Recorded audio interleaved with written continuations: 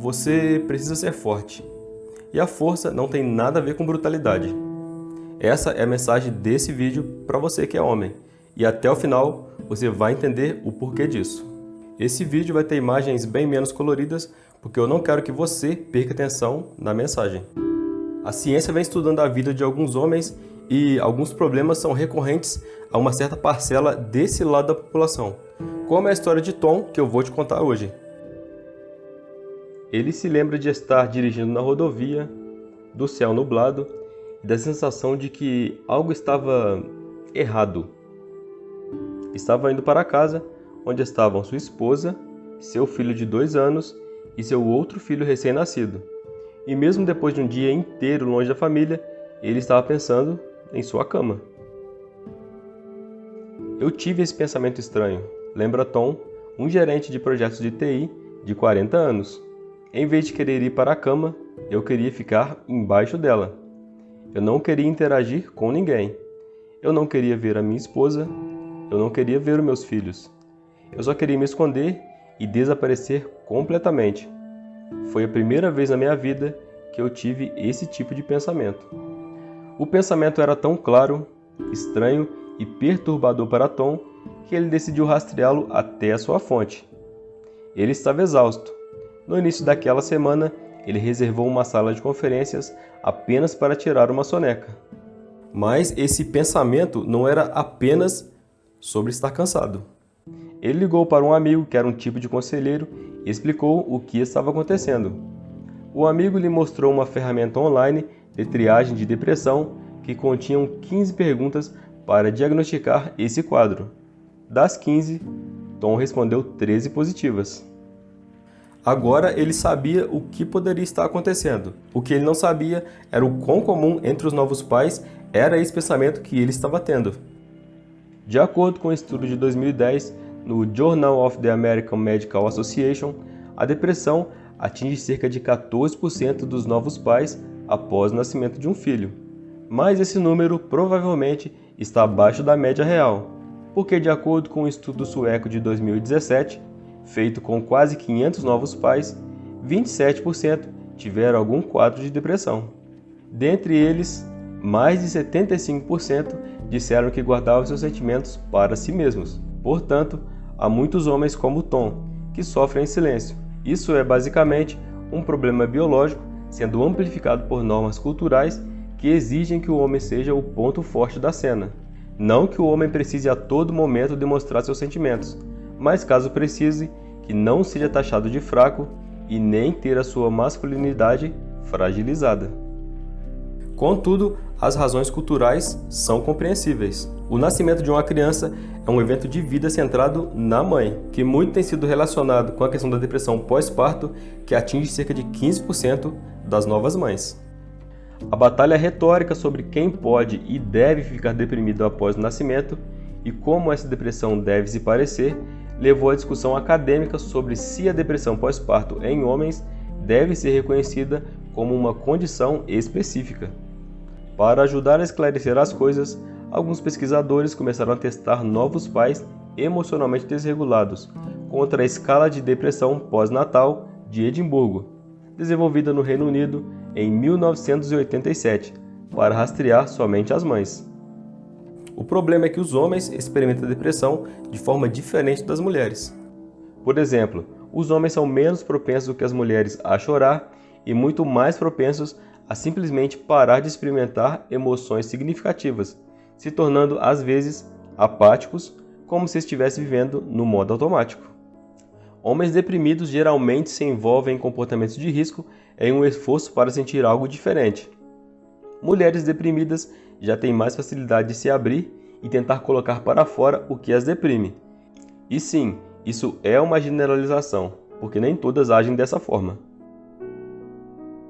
Como o tema saúde mental foi sendo normalizado nas últimas décadas e mais pais relataram seus problemas de saúde mental, mais pesquisadores procuraram gatilhos biológicos para o problema.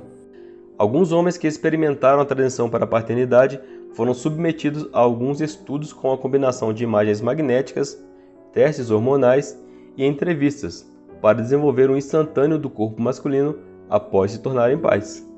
Quando os homens se tornam pais mais envolvidos na criação de seus filhos, sua testosterona pode diminuir. Isso tem muitas consequências diferentes. A parte benéfica dessas consequências é poder interagir com a criança de uma maneira mais sensível e apática, de uma forma que tenha menos probabilidade de ficar frustrado e perder a paciência. A parte ruim é que quanto menor o seu nível de testosterona, sua libido também pode diminuir. Em outras palavras, o nível de testosterona pode ser adaptável dependendo do nível de interação do homem com seus filhos. Isso ocorre porque, inconscientemente, o homem desenvolve comportamentos de nutrição, que nos mamíferos vêm exclusivamente através do leite produzido pelas fêmeas. Não quer dizer que o homem tenha a capacidade de amamentar, mas simplesmente ele tem a capacidade de cuidar do seu filho com 100% de propriedade, mesmo se a mãe não estiver presente. O segundo problema com os pais mais envolvidos na vida familiar é o tamanho dos seus testículos. Em 2013 foi feito um estudo para ver se o tamanho dos testículos dos novos pais estava correlacionado com sua capacidade parental relatada, pois isso acontece com outros mamíferos que dividem de forma igualitária as tarefas de cuidado familiar. Usando uma ressonância magnética, foi constatado que os homens com testículos menores tinham parceiros que os descreviam como o pai mais envolvidos na relação familiar. Além disso, os cérebros desses homens foram escaneados enquanto eles olhavam para a foto de seus bebês e descobriram que os homens com testículos menores tiveram respostas mais fortes ao ver a foto de seus filhos dentro dos sistemas neurais que sabem estar associados à motivação e à recompensa dos pais. A razão? Animais investidos no acasalamento produzem mais testosterona, que por sua vez aumenta a quantidade de sêmen produzido, resultando em testículos maiores. Animais que investem em cuidar dos filhotes em vez de só produzi-los tendem a economizar energia, limitando assim a produção hormonal. Mas nem sempre é útil comparar machos humanos com animais. Se por um lado os animais não são perturbados pelas nossas normas culturais, por outro lado, o comportamento humano é muito menos hormonalmente determinado. Podemos não ser totalmente livres, mas ainda temos um largo poder de escolha e é por isso que todo esse foco na testosterona é mais instrutivo do que determinante.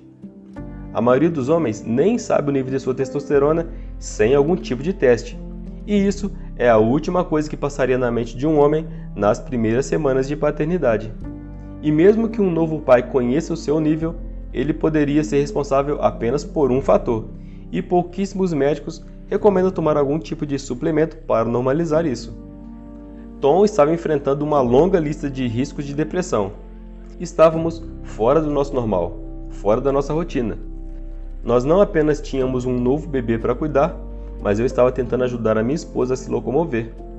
Eu estava tentando cuidar de 3 pessoas na casa ao mesmo tempo. Além disso, ele tinha acabado de ser promovido no trabalho e não podia tirar nenhuma licença. Ele estava de volta à empresa uma semana após o nascimento de seu filho. Entre as demandas de seu trabalho e a vida doméstica, a maior parte de seu autocuidado equivalia a caminhar do estacionamento para o trabalho de manhã e depois voltar para o estacionamento no final do dia. Os pesquisadores descobriram que alguns desses tipos de dificuldades podem ser amenizados pela criação de laços fortes familiares, mas a maioria dos homens precisa voltar ao trabalho muito rapidamente após o nascimento de seus filhos. Essa falta de apoio institucional leva a uma desconexão em casa e no trabalho.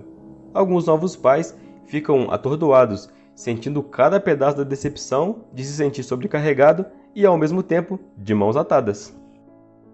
A maioria dos homens tem a capacidade de se envolver em cuidados diretos, mas a forma como a sociedade é estruturada determina se isso vai acontecer ou não. Nem todos os problemas têm soluções claras e fáceis. A depressão do pai continuará sendo comum. O único conforto real é que é improvável que ela se torne uma doença crônica. É um sacrifício subestimado que os homens fazem por suas famílias, mas está longe de ser o último. E a depressão pode surgir também caso você esteja vivendo no subterrâneo. E para saber como isso é possível, é só clicar nesse vídeo aqui. Agora se inscreve aqui no canal para você não perder os vídeos que eu trago aqui toda semana. Te espero no próximo vídeo. Tchau!